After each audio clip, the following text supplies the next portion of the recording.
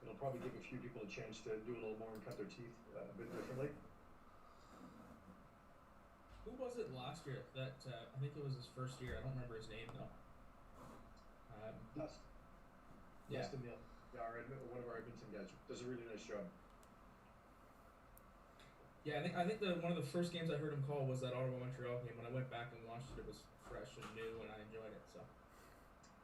Now, just so, what are your two names? I just want to make sure I have them right. I'm Shane. Frankie and Shane. Shane. Okay. Yeah.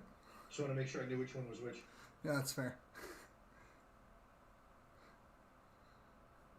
So are these guys coming on at 1:30, or what's the hope? I said 4:30. Everyone confirmed, so I sent them out. They're usually always late. They're always a couple minutes late, trying to get things sorted out. You know, can't always expect everyone to show up on time. Oh, there's Dennis. So Dennis has just popped in.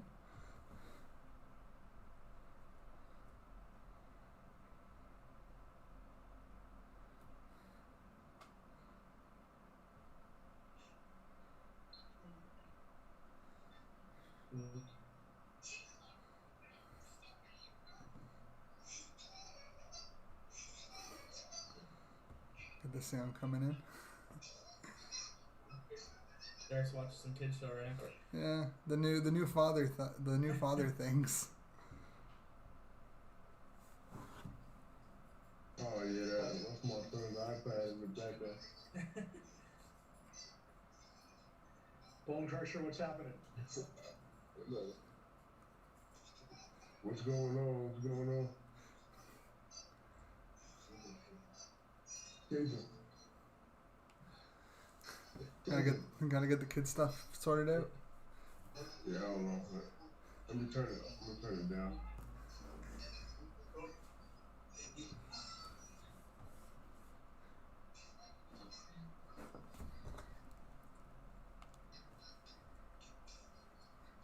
Can I say iPad down?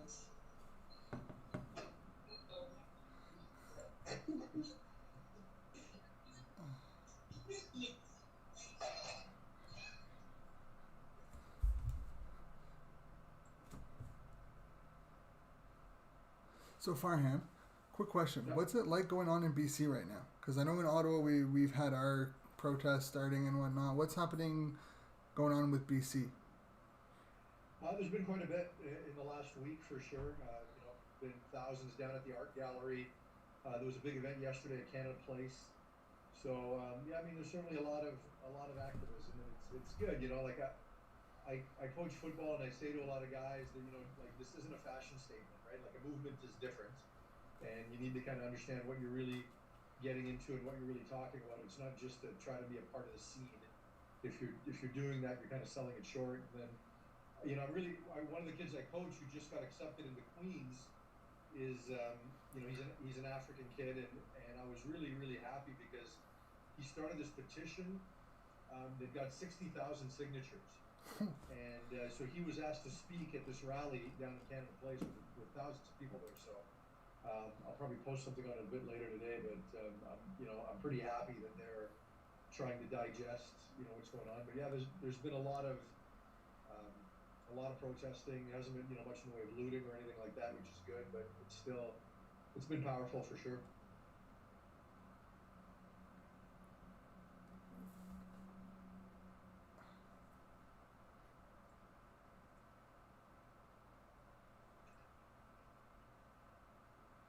Shane, do you want to just start recording real quick too? That way when we start the guys party in.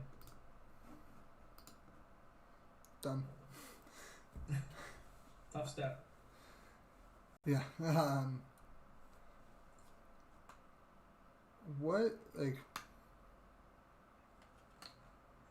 What's the feel going like for sports in this? Like for not just the CFL, but what's it like just overall in the sports world over in BC? Like for the Canucks, for the Whitecaps, all of it.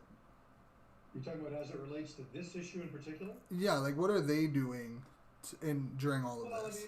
I mean, right now everybody's just making statements, right? I mean, the CFL is probably more involved, but the challenge is that people aren't really centralized yet, right? So other than a statement, I'm not sure there's much for any of those teams to do because their players aren't here. So I think if their players were here, you'd probably see a little bit more. So we've seen individual players. Elias Pettersson from the Canucks put out a statement yesterday, which I thought was pretty good. And for the Lions, a guy like Brian Burnham has been really involved in talking a lot about this and trying to create awareness. Ryan Phillips on their coaching staff, but collectively as an organization, it's pretty difficult just because they're not here. Other than the statements that they've made. I thought what the NFL did was fabulous, right?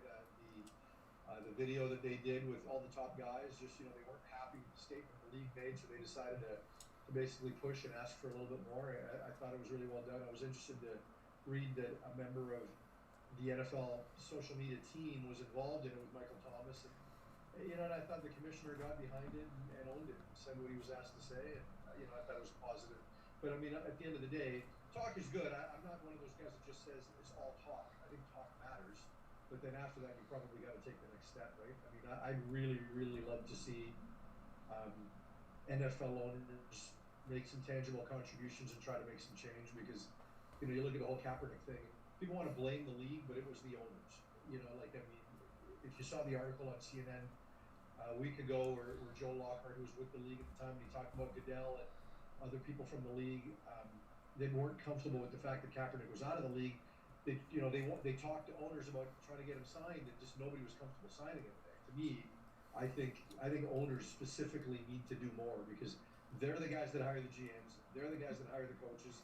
Not enough black people in those positions, and now you've got the Kaepernick thing. It was about people not wanting to affect their business, right? And that's just wrong. Shane, Dakota just told us in the chat that our volume is low. I don't know if there's anything you can do to fix that, but I will try. Derek, are you trying to talk? I think you might be muted. Oh no, I didn't want anything in the background to disrupt what you were saying.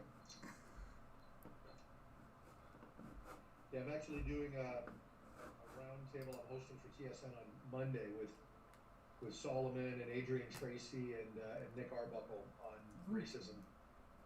Just to kind of share all their experiences. And Arbuckle is in an interracial marriage, right? And just had his first child, so he'd have an interesting perspective as well. Right. So. That's what I didn't even think of too, and that's again, that would be an interesting perspective.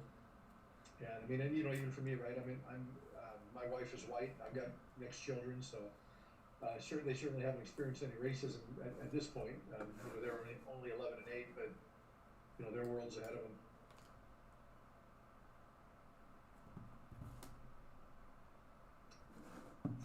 Yeah, honestly, I mean, my perspective is different. I was asked about around for the Canadian Post the other day. I've ever experienced racism in Canada, and of course, the level between like Canada and the U.S. is completely different. I mean, I've always felt like, for me being an American CFL player, everybody knew I was going to play football, so kind of like a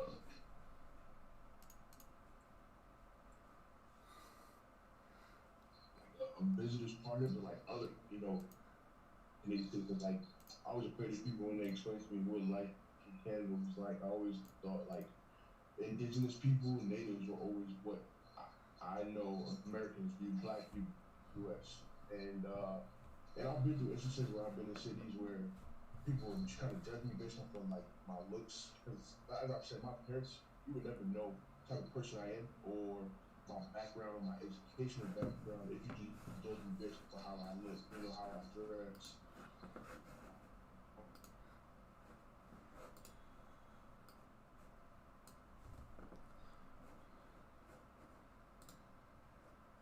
I think we're losing you. Yeah, a little that's bit. The beauties of Zoom. Yeah. I think we. It makes us a little poor sometimes. Oh, and here comes. Cool.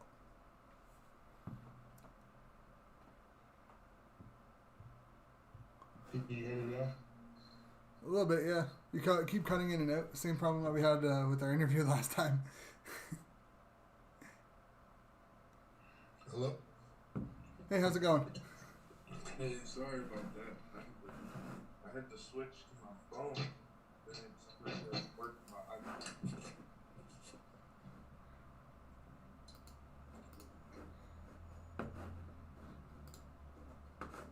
What's my business when I use phones in my phone?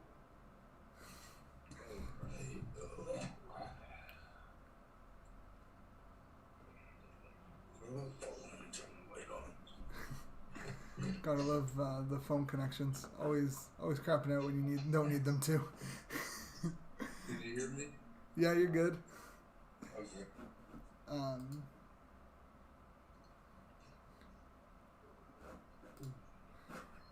Cool. So some guys are running late. Hopefully they didn't have the same issue that Justin had. Is it still choppy for me or is it a little better? It's a little better, yeah. What up, DD? Bro, Ref, what's good, brother? What's up, man? Ain't much, man. I'm out here whooping. You ain't never seen me this bad. Look at me, man. This is call us the quarantine, man. That's how you know somebody been staying inside. Derek, you getting closer to signing with anybody? To be honest, no one's calling my phone.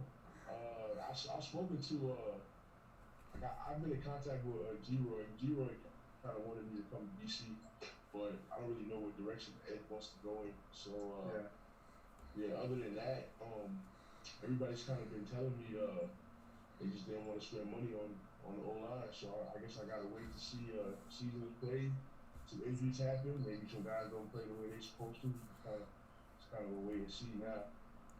Yeah, for sure. Yes. Yeah, I was surprised you didn't get snapped up pretty quick. Yeah, I was surprised too. I didn't think the XFL was kind of like a last resort for me. It was just like they called me up. They were willing to give me a chance to play. I kind of just hopped on it because it was just there at the moment.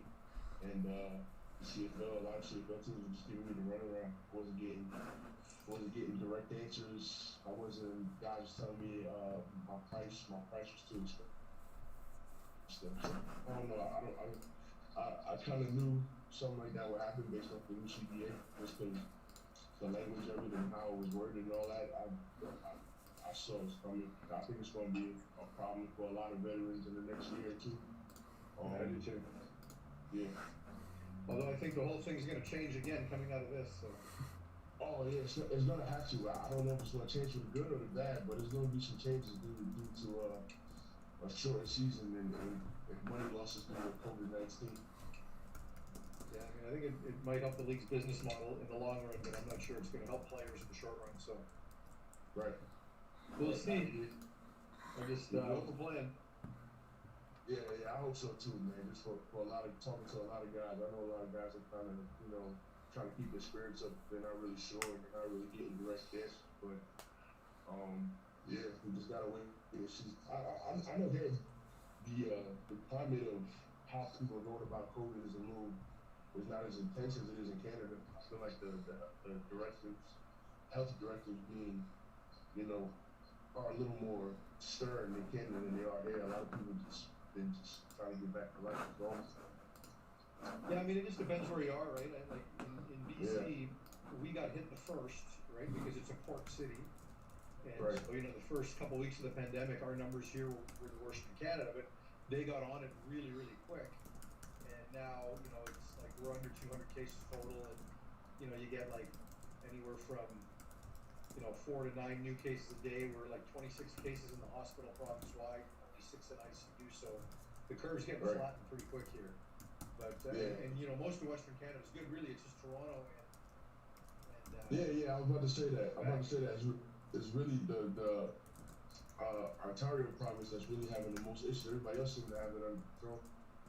Yeah, Toronto and Quebec are really bad. They didn't take it. They weren't as aggressive in the beginning, and now we've started loosening up here and getting into phase 2 and phase 3, probably less than a month away. So it's pretty good here, relatively.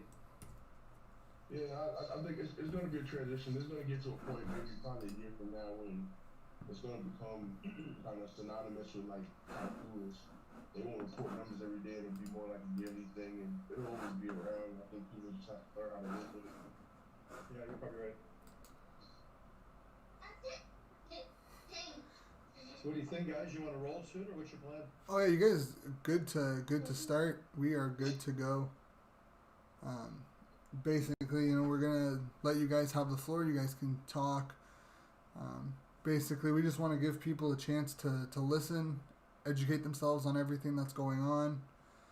If we have any questions, need any explaining, I feel like we'll ask those questions when need be. But we want to hear from you guys your experiences, what you think needs to be done, what people can do to help create positive change, and actual change for the future. That this doesn't happen again, where these where everyone where you guys are heard and voices continuously are heard from now till always.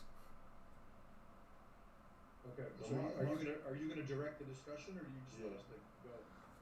Just go. We were thinking more of just letting you guys talk from experiences and bouncing, ideas off each other and kind of go from there. Okay. Do one of you want to start? Yeah, I guess I'll set it off. In a sense of just the overall topic of racism and just in a world spectrum light of it, I honestly don't think. I mean, I've said this before. I've talked to a lot of CFL guys before. It's a topic that's going to take a very long time to get to see any change in it. I think right now what's going on and what you're seeing in the world in terms of riots and looting and all that stuff. Yeah, I don't condone it. I don't agree with it. But now you're just starting to see the frustrations of people who have been dealing with so many negative things for years and years and years that I think people are just some people are getting fed up and they just don't know how to express it, and some people are just just trying to find ways to like let loose that anger. I think for me, I equate that to how I use the game of football. Football has always been an outlet, a positive outlet for me to let aggressions out that have probably could came out in other ways that other people just don't have that outlet to let it out in a light where people look at it positive. It's a hard topic to talk about with a lot of people. It's a hard topic that a lot of people don't want to address. But um I think it's something that was just it was due. Like it was something that was due to happen. It was something that was gonna come about, and it was something that was just gonna have a negative effect on certain people in their viewing. Yeah, for me, I think the timing of this is remarkable, right? Because, like, why now, right? Why was George Floyd the tipping point? Like, George Floyd was not necessarily a virtuous person, right? I mean, he had his flaws and things like that, and but why now? Why did he become the symbol, right? And certainly the fact that it was recorded in social media and everything like that has changed, but um, for me, I think it's the virus, right? Like, I really think the virus has forced so many people to not have distractions, right? Like, we have to stare at this issue right now. And in previous times, when anything bad happened, everybody just kind of found, we talked about it, we raged about it, and we moved on really quickly, right? So I think, a lot of frustrations around the virus and just the fact that there's no distractions and you're forced to see what's going on and watch the coverage. I think it really has been good because we needed to have something like this to make this combustible situation just kind of happen and force some change to happen, right? And I think now the number of people that are involved, I think you might see change. And to Derek's point, I mean, it's going to take time because it's not about George Floyd and it's not about one incident. It's about a systematic problem, right? And when you look at what has led to the oppression and what's kept black people, that even after a war that you fought in, where the country has won, but really things didn't change for them, whether it was Martin Luther King's era, whether it was Rodney King, whether it's now, right? I mean, we now have to look at this in a different way, and so many people are involved. And one of the things I love about this is that you have to take sides. You have to take sides.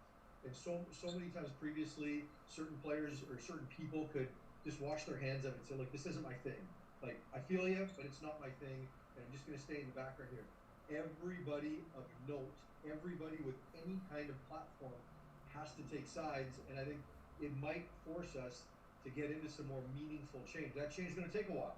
There's a lot of different solutions to it, from policing to schooling and economics and everything like that. It takes a while to see that, but this is forcing us all to take a meaningful look, not just kind of getting in and out after a couple days. Yeah, so I agree. Farhan, hi. I'm learning too. Hey, So I didn't realize we were in here. But yeah, I agree with him. It's pretty much that, like that fork in the road. You're either going this way or that way. And like he said, even down to the NFL, they basically said they were wrong for what they did to Kaepernick. So, I've been getting emails because I'm in the U.S., so I'm getting all the emails now from all the different companies, Amazon, Uber, Ben and Jerry's. I mean, Ben and Jerry's put out a pretty good one. Yeah. It listed every killing that's happened, and it's listed the normal, I guess the normal act of just living that the person was doing while when they got shot. And so I think when you start looking at that, and again, like Brian said, everybody's home, and so every person saw CNN because nobody can be out right now. So especially in the U.S. and that's the thing I noted too about the cities that had heavy rioting and stuff on CNN, and me and my mom noted it's all the cities that you're supposed to be inside of. New York City, places that had really bad COVID. California had really bad COVID. Those are all the places where people came out, and we had, it was quite a big issue. Like Oakland, all those fires and stuff. New York City, there was the incidents between the protesters and the police in New York City they were interesting, but it's something because so many people were there, and yeah, I think, and then to get on, I guess the change part or how things could be different. I mean, me personally, I've been trying to donate to different organizations. I'm doing a fundraiser for Campaign Zero, that's legislation along with actual policing and things like that, and they're going from the legislation to the police academy, and they're reforming the whole thing. And then I've also it's Project Bailout as well. I just donated on my own. I just donated I think it was like $150, and that goes straight directly to bailing people out who protested. And so I think that's the biggest thing we can do right now is work on getting the legislation. And I mean, you can't do anything while we're waiting for the cases. I mean, I think people might have to, once the cases and the trials start, this not necessarily protest, but things need to be reminded of what's being fought for and whatnot. Oops, sorry. Yes, things need to be basically reminded to people, because you know how the court system is. It could be 3-4 months till this is even heard for an arraignment or anything. So people will need to be reminded. Yeah, and for me, I want to see some sort of coordinated plan. Like I want to know, like I'll ask you guys, like what for you would make you think that something meaningful has happened here as a result of this, right? Because like I look at it, I thought the Players Coalition, down in the U.S. made a pretty good statement because it had some action items and what they specifically want to see, and there's money going to all these different organizations, and I hope there's some sort of streamlined effort, because if it was me, like I think that money needs to go to lawyers and lobbyists, because the biggest problem for me as it relates to policing, and I compare it to Canada, is there's a different level of education for police here, and not that Canada's perfect. I'm not suggesting it is. But these things don't happen en masse in Canada because, in the U.S. there's so many layers of policing. You start with the military and you work your way down, and you get the U.S. Marshals, and you get state police, you get county sheriffs, you get university police. Like there's so many levels of policing, and you can't fill all the jobs. If you want to be a police officer here, it's like you're in the RCMP, and then certain really large cities have their own municipal police forces, but that's it. So like in BC, if you want to go to the Justice Institute, you probably need at least a 2-year diploma before you can even get into the Justice Institute, right? The Right. education you need to become a police officer is really hard here relative to the states. And so when you look at states like Yeah. New Jersey, right? Like New Jersey spent a lot of money on desensitivity and de-escalation training and things like this, and that really helps because you see less of that type of violence there, right? Because so you get an uneducated police officer who probably could never get a job or he would have power over anybody in the real world. But now he's got a gun and he's got authority, and if he's got a racist bent to him, he might have a little fear. So you're going to go pull somebody over for a speeding ticket. You're a little afraid. You're a little racist. You think the guy's got a gun because everybody in America's got a gun. So now it becomes pretty combustible, right? So I think if they could take the money, divert it into legislation around law enforcement, lobbying the unions, right? So that you can be transparent. So a guy like Eric Chauvin can't have all the problems he had and still have a job, right? Because the unions protect him.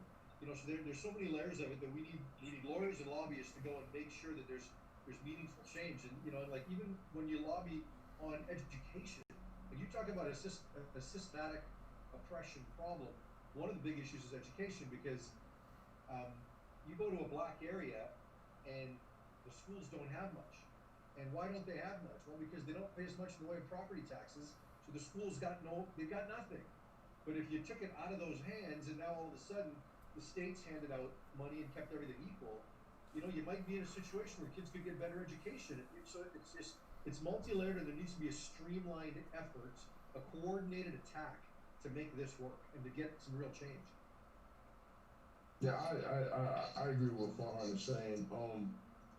My opinions of it, just Okay. based on somebody who's lived through it and been through it, everything is just so deeply rooted that sometimes it's as a black person, it's very hard to see or think that there's going to be real change, like significant change. Um, like I'm super proud of watching all the people that's coming out and donating money and like how Farhan said, there's all these programs and stuff that the money goes to, but to know the people who have to who really need that stuff, no one knows how to get to those programs. No one knows how to get that help.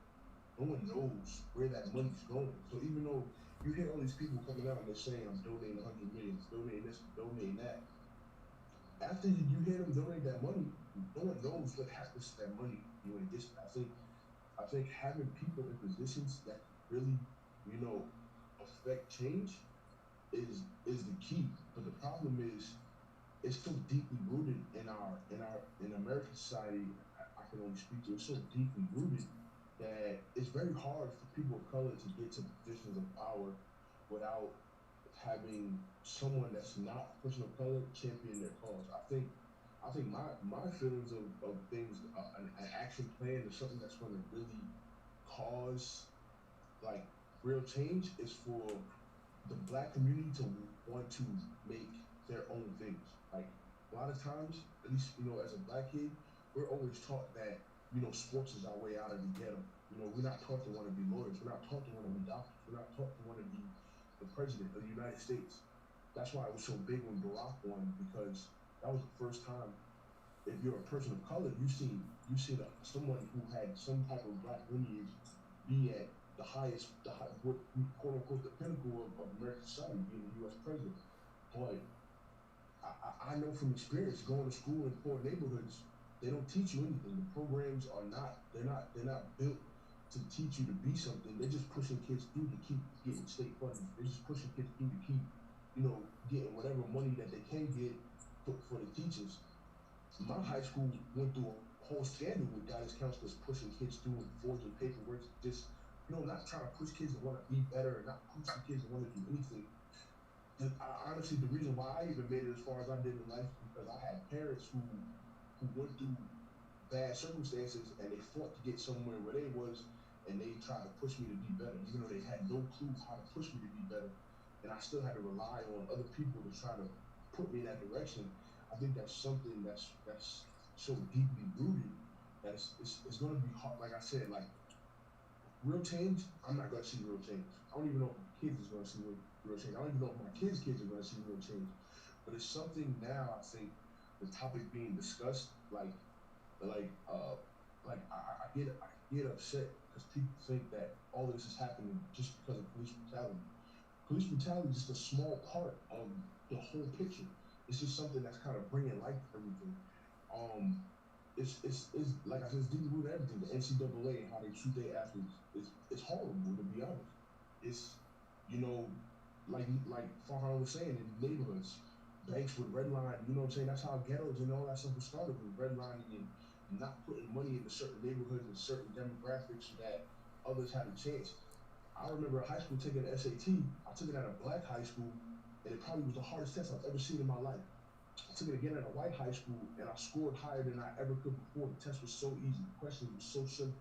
Like it's just little stuff like that that a lot of people just don't realize that it's again like I said, it's so deeply rooted. The only way you can find change is that you have to put people who want to see change and want to see positivity in every single leadership role there is. Like it's not just one spot that you got to attack. This has to be like the entire system in general that needs to be rewritten and rewrote. But it's been going on for so long. It's just it's hard to know if there's going to be real change. If any change that you see is going to be minute. It's not going to be big. It's going to be very small. It's going to affect a very small group. It's not going to affect the overall group. So I think the discussion that we're going right now, I just hope that it continues. I hope it doesn't pass, 5 months from now, 6 months from now, a year from now, 2 years from now. It has to continually be talked about, continually be addressed. And I hope eventually, as generations come along, there's going to be enough people to start teaching generations how to view life different, how to want to see life different.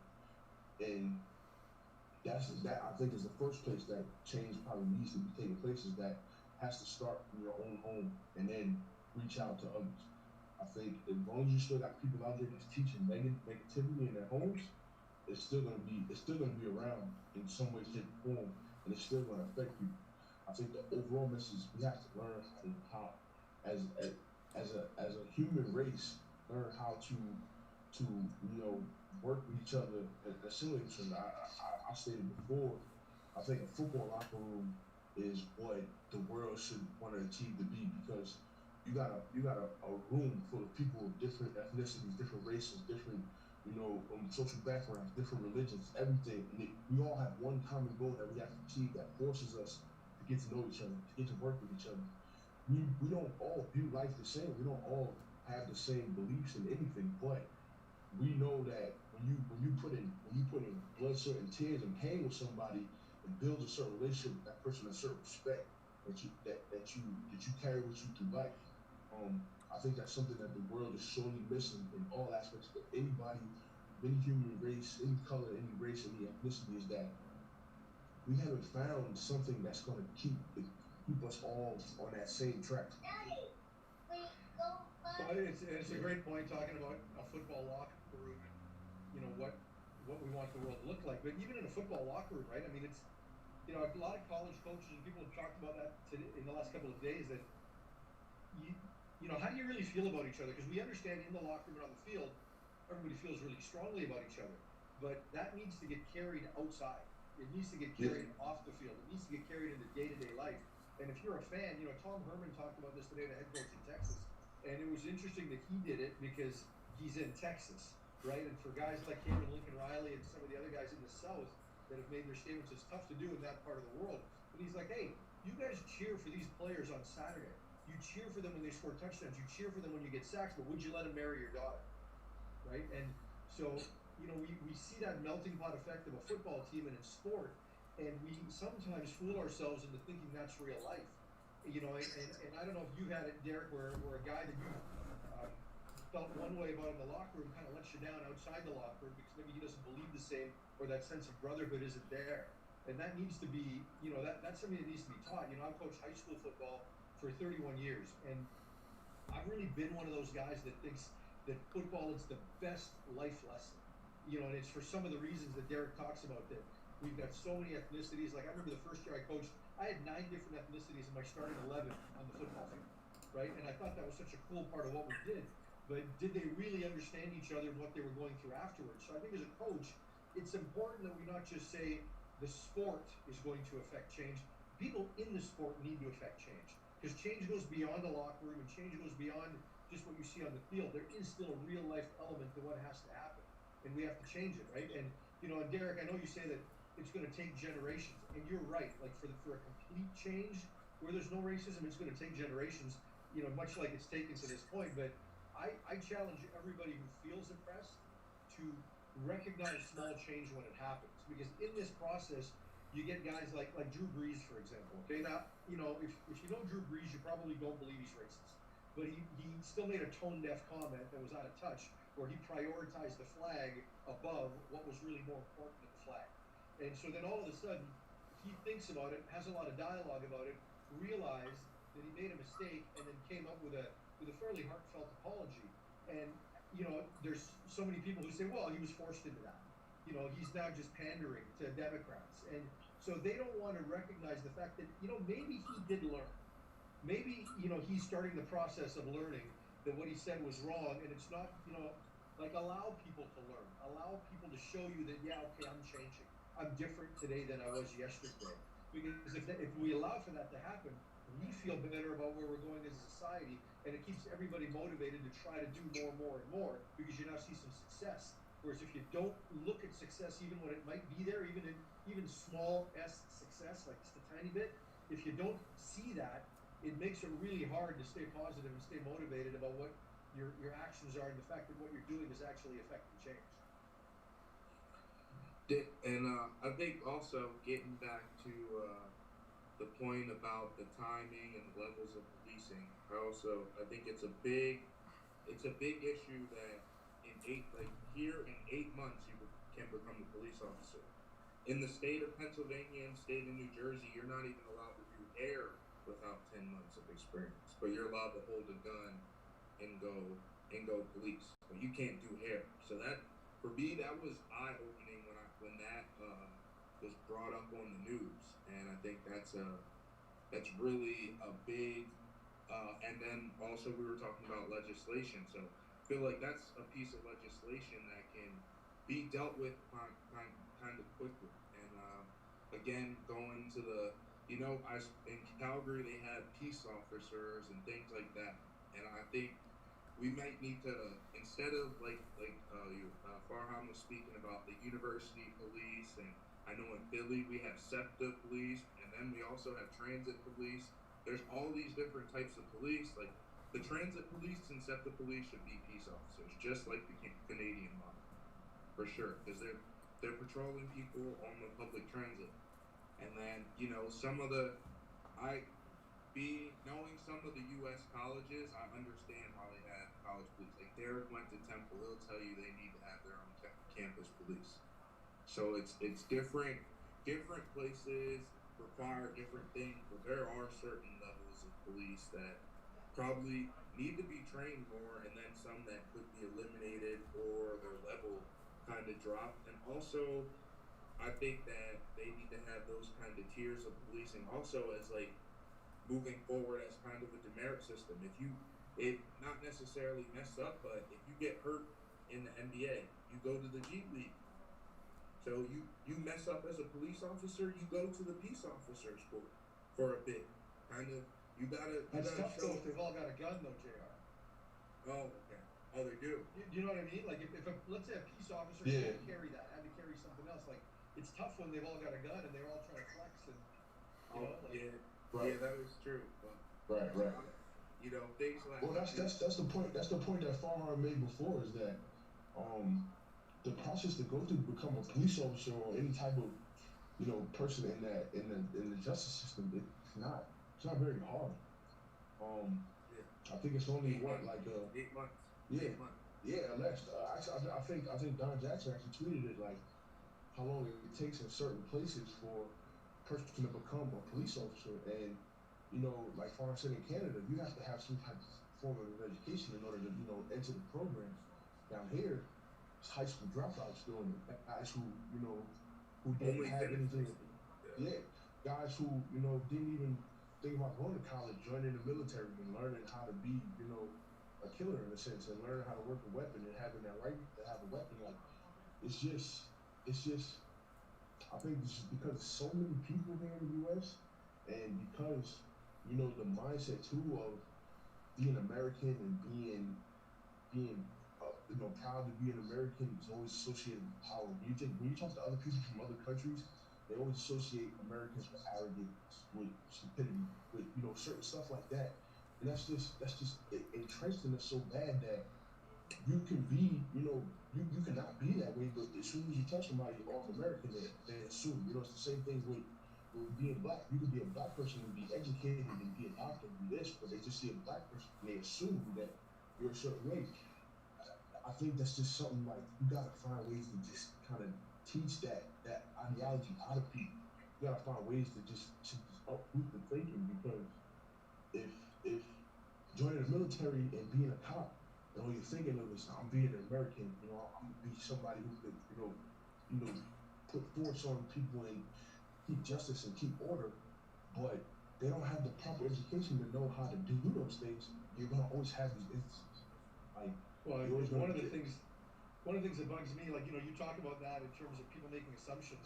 It's like white society feels that a black person needs to whiten in order to show yeah, his education. Like you can't yeah, talk a certain way. Like if you talk like a black guy, if you use axe instead of ass, people are going to assume yeah, you're stupid. You know what I mean? Whereas if you can yeah, articulate yourself the way Barack Obama did, okay, well now you're educated and you're a little bit different, right?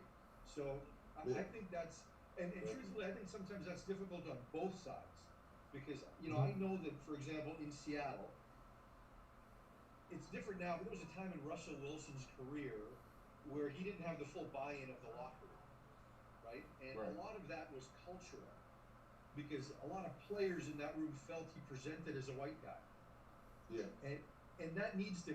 Sometimes that's a two-way discussion because we want white people to accept black people for how they are, but sometimes black people need to accept black people for how they are. Yeah, I definitely agree with That's very true. and it's like, and I was gonna bring up this point also as well with what Derek talked about previously. Be it so in kindergarten, my parents worked hard and moved us out into the white suburbs, and I was the only black kid in the school pretty much until my parents transferred me to private school. But I went into school every day. I had teachers telling me I was gonna be nothing as a third grader, and things like that going on. And my parents finally made the decision. They're like, and they sat me down, and that was kind of the education talk.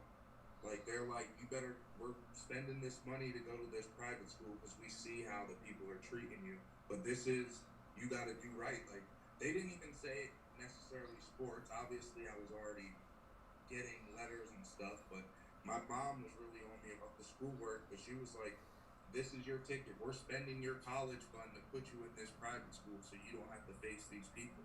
And so that us moving out here was to get better schooling, but then I ended up going back to the private school because in the city because they were trying to put me in special ed classes, not let me do stuff. And my parents were the only family. It was 6 black kids in the school. My parents were the only ones who would be up there. So all the rest of those kids were in special ed classes, in the slow track, everything. I was the only one in the advanced classes by the time we left middle school. And so Yeah, same here. that's the same. That's how things go, and that's how it really is. Like automatically, you're black, you get put into this. Automatically, you're black. My mom, they automatically because I was black, I had to. They were gonna put me on the drums. Well, I wanted to play the alto saxophone. My mom had to go to the school to let me play the alto saxophone in the Wow. band. So like it's like that rooted, and and that's the other thing. Growing up in Yeah. the area since kindergarten, That's pretty much that's like growing up as a black. Yeah, I think that's what it is for us. Is we learn how to spot the negative people.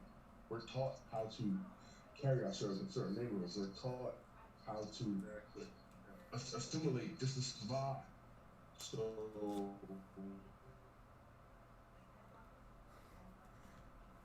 and that's just it's a generation of teach our children to spot, and it's hard. It's a hard reality, but I mean, I hope that the events that's going on right now is going to bring some type of warranted change. And like most people saying, it's not just people of color that need to say something. It's other people who don't deal with it on a daily basis, who don't live that life. They need to speak up for us as well, because the more people that's checking the cost, the better chance it has to be effective.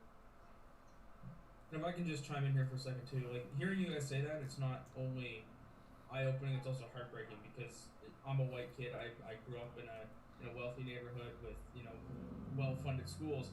I never had to go through anything like that. So when I was growing up, you never really look at other schools and say, well, there's more money here than there is there. You just kind of think everything is the same. And as you mature and you start to grow up, you realize that that's not necessarily the truth. And to kind of hear you guys say that, it is really eye opening. And I guess as white people, we have to let down our guard. We have to listen to what you guys are saying. We have to fight for equal rights for everybody. All that stuff. Like we have to start listening more than we have been in the past, for sure.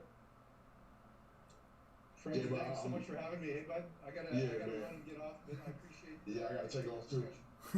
Yeah, appreciate it, man. Yeah, thank you guys for coming on. Thanks, guys.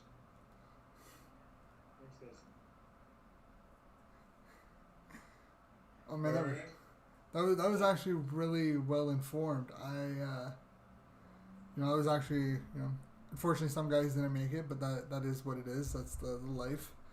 I felt it, because I was getting nervous. I was getting nervous because I'm 5%. Oh shoot, we got it along. Bo's gonna die. But no, thanks for inviting me. Yeah, well, thank you for coming on. I was 1 week we should be starting printing hoodies. Sweet. All right, you guys stay safe, and thanks for having me. Thank you for coming on. Yeah, we appreciate it. All right, well, unfortunately everyone had to leave. I wish we would have been able to plan it a little bit better, but that's how it goes with things like that. Thank you guys for watching. I hope for the ones that stayed, it was informative. If hopefully the guys that were supposed to come on, we can rearrange something and we can have those guys on to talk about it. It was a pleasure for them to take time out to talk to us about everything. Got anything to say, Frankie? Yeah, I mean, I hope that down the road we can start listening. I think the hope for tonight was just to kind of have some stories shared, have people a little bit more informed, and ultimately too as well for us to learn a little bit more as well, because like we've mentioned multiple times in our episodes, we don't know what it's like to grow up and live with these kind of discriminations and prejudices. So it's always important to be able to take that in, learn, and grow as a person. Yeah, I mean, it was definitely eye-opening to hear their experience about what they had to deal with, especially when it came to the schooling. Yeah. I think we take a lot of things for granted when it comes to schooling, especially in Ottawa. So to hear it coming from that perspective, it's relatively eye-opening, I find.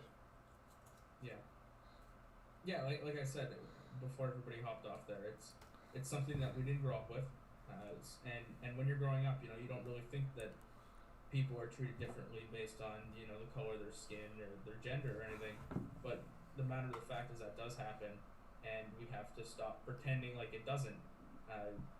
Not everybody. There's certain people that certainly don't pretend that it's not happening, but I think there's too much of that going on. I think it's time to spark real change, and hopefully, as Derek was saying, it doesn't take generations to make actual change. I hope that we can, as a society, come together and stop it. I don't understand why ending racism is a debate. It shouldn't be. This should be, straightforward. Everybody should be equal. I don't understand why we can't get there. Yeah, and I mean, myself and you, we're, late teens, early 20s. We're the generation that can spark a lot of this change. We can grow up, have our kids, teach our kids that, to not see color at first. And I think that's where the things lie, is we're people who are having kids, no matter how old they are, you can create change. You can start the change by teaching your kids not to see color. Racism is a taught thing. You're not born racist. It's, it's upsetting to see that people are teaching children racist ways. I hope that that has to end. It's really disappointing. And Farhan was also mentioning the Texas football coach that came out and was talking, and I think that is so true. Don't celebrate when your player scores a touchdown. If it's heartbreaking to know that there are people out there that will just judge someone or not hire someone or whatever based on the color of their skin. Yeah, and I mean, I think as white people, we don't see that things. Like, we don't see that stuff very often. We, as someone who didn't grow up in the best financial situation, I still understood that because I was white, I was looked at differently. Yeah, I did have the money that, some of other friends and people that I knew had. I still knew that being white, I had advantages. I had an edge for someone who isn't white. And you have to acknowledge, you have to accept the fact that you're not, no one chooses to be born the way they are. It's a matter of what you do with that privilege that you're given. And we need to accept the fact that we've been given a privilege and make the most of it. We need to make our voices heard in a way that benefits everybody. We have the power to help change and help create change. We just need to shut up and listen and work with and not against, the black and the people of color communities that are affected by this oppression and systematic racism that, put them behind the 8 ball even before they go to school. Yeah. And again, I think that's what tonight was about. Tonight was about listening. We didn't do a whole lot of talking. And I'm really appreciative that Farhan, Derek, and Justin were able to come on with us. And we really do appreciate it. We'll see what we can do with the guys who were supposed to come on that didn't end up catching up with us tonight. Hey, it happens. No, for sure. No hard feelings. If they want to offer up some thoughts, we'll see what we can do. Hey, if they want to come on and have their own three-man party, we're definitely for it. I think we're probably going to use some of this for Tuesday's episode, so if they get back to us, we'll just stitch it in there too. We'll see how things go. Thank you guys for watching. We will be signing off now, and for you all who've stuck through, I hope you learned a little bit. You understood their perspectives, and hopefully we might actually have to start doing this on a regular basis. For sure. But thank you guys for joining. We appreciate it. We will catch you on our next episode. And if you haven't had a chance, we had 2 episodes from last week. Natea J from the Toronto Argonauts and Chad Jeter from the Saskatchewan Roughriders joined us last week. So head on over to Spotify, Apple Podcasts, Google Podcasts, Anchor to give them a listen. If you like it, rate us 5 stars, share it. Follow us on Instagram at 13th Man Pod, as well as on Twitter, and also on our Facebook page for the 13th Man Podcast on Facebook. Hope you guys have a great one. We will catch you next time. This is it. See ya.